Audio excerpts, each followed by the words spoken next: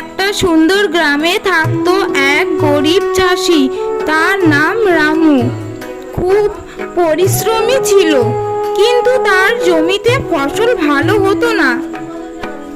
একদিন সে মাঠে কাজ করছিল। হঠাৎ মাটির নিচে একটা সোনালী রঙের বীজ পেয়ে গেল।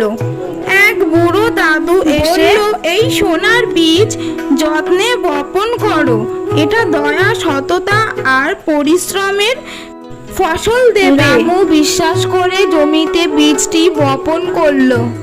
রামু প্রতিদিন জল দিত আর আগাছা তুলতো আর ভালোভাবে দেখাশোনা করত। পাশের গ্রামের লোভী চাষি হারুলাল দেখলো আর এক রাতে চুপি চুপি এসে ওই সোনার গাছ চুরি করে নিয়ে গেল। কিন্তু সকালে দেখা গেল গাছটি মাটি হয়ে গেছে আর রামুর জমিতে আবার নতুন করে গাছ গজাচ্ছে, আরো সুন্দর আর বড়। দাদু এলেন ও বললেন, এই গাছ শুধু সৎ মানুষের জমিতেই ফোটে, কারণ এটা সোনার নয়, বিশ্বাসের বীজ। রামু ধান, সবজি, ফসল ফলিয়ে গ্রামের সবার সাথে ভাগ করে খুশিতে জীবন কাটায়।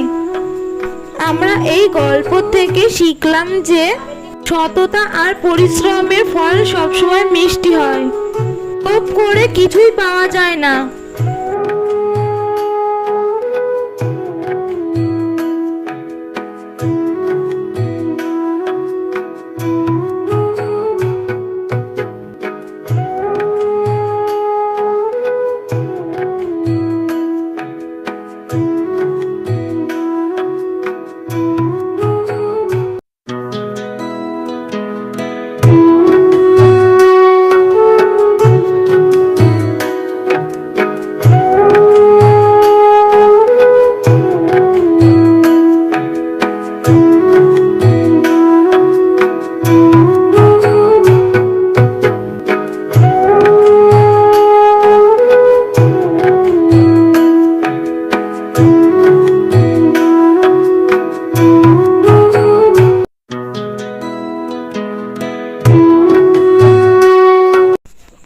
পিঙ্কি যখন বান্ধবীর বাড়ি থেকে বাড়ি যাচ্ছিল রাস্তায়, তখন সে রাস্তায় এক ডাইনিকে দেখতে পায়। ডাইনি ওর পিছন পিছন যাচ্ছিল।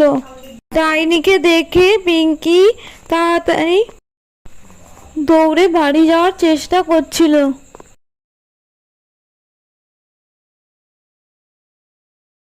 ডাইনিও পিছন পিছন তার সাথে যাচ্ছিল। পিঙ্কি বলল ডাইনিকে, ডাইনি ঠাকুমা, তুমি আমাকে মেরো না, মেরো না। আচ্ছা ঠিক আছে, আমি তোমাকে মারবো না, যদি সবাই ভিডিওটাতে সাবস্ক্রাইব করেন তাহলে আমি তোমাকে মারবো না।